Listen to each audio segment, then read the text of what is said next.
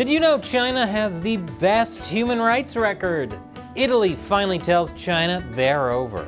Except Italy still wants to be friends. And lip syncing in China can apparently get performers in big trouble. That and more on this week's China News Headlines.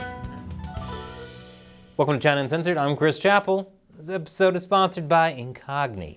Now, you probably know that companies are collecting your personal data, but you may not realize just how many. Dozens, maybe hundreds, most of which you've never heard of, and you have no idea what they're doing with it. Incogni helps stop them. I'll explain more at the end. At long last, the tide is turning against China's Belt and Road Initiative. Italy told China that it's officially leaving. Italy had been the only G7 country in the BRI. They were hoping it would boost trade with China. But Italy's foreign minister said it had not produced the desired effects so far, and he also pointed out that other EU countries like France and Germany, which have never been part of the BRI, sell more to China than Italy does. Italy's prime minister campaigned on getting Italy out of the BRI, saying it was a mistake. But it took her basically a year to do it, which was cutting it close because if Italy hadn't left the BRI by December, the agreement would have auto-renewed for another 5 years. In her note to Beijing ending the agreement, Meloni said she hoped to maintain a strategic friendship with China. I don't know about that friendship, though. China's ambassador to Italy once warned that there would be negative consequences if Italy recklessly decides to withdraw. An attempt by Montana to ban TikTok has been halted. The judge said a ban would most likely violate the First Amendment. He also said it could take away Congress's right to control commerce with a foreign country. Wait, a foreign country? Wasn't TikTok's whole defense that it wasn't under the control of the Chinese government? The ban was set to go into effect January 1st, but TikTok asked the judge to block it on the free speech and commerce grounds I mentioned earlier. If it had gone into effect, the state could have fined TikTok $10,000 for each violation. So does that mean the best way to make TikTok go bankrupt would be to try to use it in Montana once the ban goes into effect? If so, under those circumstances, I might actually sign up. Did you know that it's criminal in China to lip sync while performing? Me neither. A punk band from Taiwan called Mayday is now being investigated for allegedly lip syncing during a recent concert in China. The controversy started when a Chinese blogger analyzed 12 tracks from their concert in Shanghai. He claims that the lead singer lip synced at least 5 of the songs. And lip syncing is apparently a crime.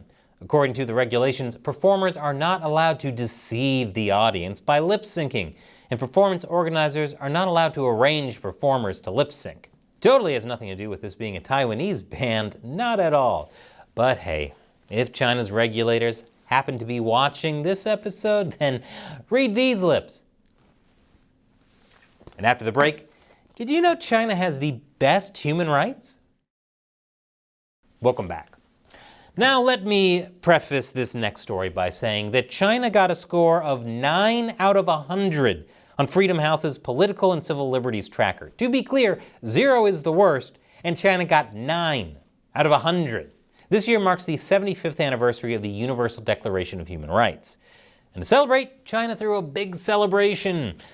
China signed on to the declaration in 1948, which was technically under the government that now controls Taiwan.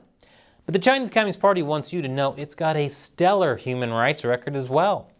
So how exactly does China contribute to human rights? China promotes human rights through development, safeguards them through security, and advances human rights through cooperation, which contributes to global peace and security. China safeguards human rights through security. You mean the thing that authoritarian governments use as an excuse to stamp on individual freedoms? Yeah, that's probably why there's nothing about personal freedom in there, because according to this Chinese legal scholar, honoring individual freedom would be putting human rights above sovereignty, and that's a dirty tactic only used by Western countries, and apparently China. Yes, hypocrisy truly is China's superpower. And speaking of China's stellar human rights record, a Hong Kong journalist has gone missing in China. Minnie Chan, a reporter for South China Morning Post, disappeared after traveling to Beijing at the end of October to cover an event. Reporters Without Borders says some friends publicly expressed concerns that she might be detained, as they hadn't been able to reach her since late October. The South China Morning Post has said she's on personal leave in Beijing and that according to her family, she needs time to handle a private matter. Before she disappeared, Minnie was a defense and diplomacy reporter. Her last article was published November 1st.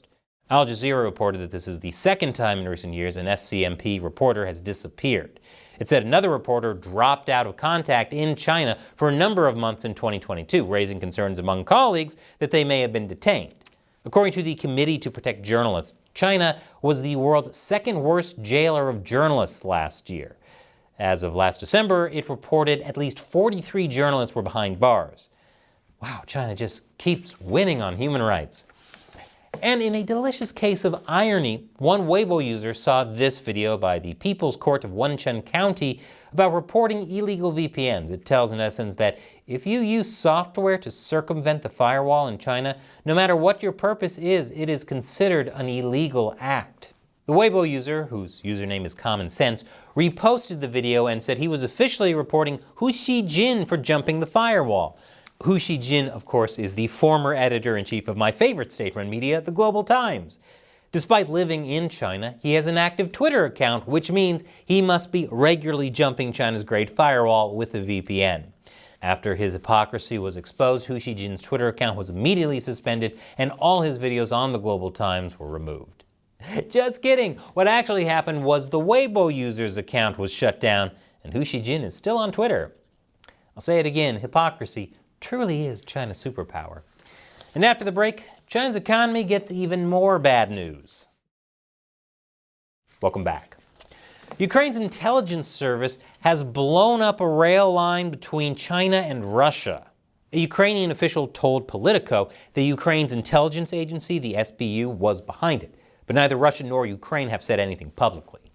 The official said this was the only serious railway connection between Russia and China, and that the military supplies China was sending to Russia have now been paralyzed. China has been supplying a lot of dual-use equipment to Russia, which seems pretty clearly meant for Russia's military. But hey, if trains don't work anymore, I'm sure Putin has some horses he can use to transport supplies. Russia's trains aren't the only thing blowing up these days. China's economy is as well. Moody's has downgraded China's credit outlook from stable to negative this week. A lot of that has to do with how much debt local governments have accumulated. Moody's is anticipating that the central government will soon have to bail local governments out. China's Ministry of Finance claimed that concerns of Moody's about the prospects of China's economic growth and fiscal sustainability are unwarranted. A state councilor researcher also claimed that Moody's just didn't understand how China's economy or government worked. I don't think anyone does. Now, I gotta talk to you about a way I'm beating YouTube censorship. But first, this episode is sponsored by Incogni. Whenever you do anything online or use apps on your phone, there are a huge number of companies that collect your personal data. When I signed up for Incogni, I discovered there were dozens of data brokers that potentially had my private information without my permission. And these companies can get hacked, spreading my private information even more widely. Some Blue Shield of California members were recently notified that their personal data may have been compromised by a global cybersecurity breach this spring.